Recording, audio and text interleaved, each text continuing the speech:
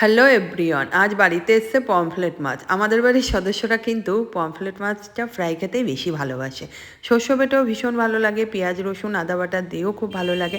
আমি করব ফ্রাই, তার জন্য একটু শুকনো লঙ্কার গুঁড়ো, লবণ, হলুদ, সঙ্গে একটু তন্দ্রি মশলা যেটা, তাহলে একটু ফ্রাইটা খেতে কিন্তু অনেক স্বাদ হয়। আর একটু পাতিলেবু দিয়ে ভালো করে ম্যারিনেশন করে রেখে দিলাম। এখন বাজে 3টে, সেই মাছটা মাখিয়ে রেখেছিলাম। এখন মাছটাকে ফ্রাই করব। আমার ঘরের মধ্যে মাসি এত লেটে আসে না, শুনছে মাসি, শুনুক, আমার কিছু করার নেই। খেতে আমাদের দেরি হয়ে যায়, বলো তো। এখন মাছ ভাজবো, তারপরে খাবো, তার মধ্যে চলে গেছে কারেন্ট, লোডশেডিং।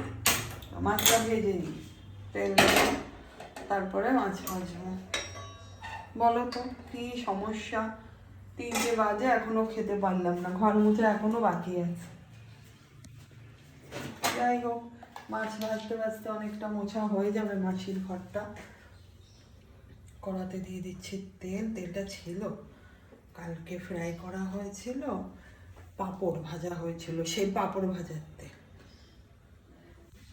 ফ্ল্যাশ লাইট জ্বলেছে, তার জন্য বেশি একটা অসুবিধা হয়নি। এই একটা সুবিধা আছে কিন্তু, ভিডিও করার সময় আইফোনে এটা হয়, আর কোনো ফোনেও নিশ্চয়ই হয়, আমার সঠিক জানা নেই, ফ্ল্যাশ লাইটটা জ্বলে যায়। যাই হোক, দেখো ফ্রাইগুলো আমি করতে দিয়েছি খাওয়ার আগে।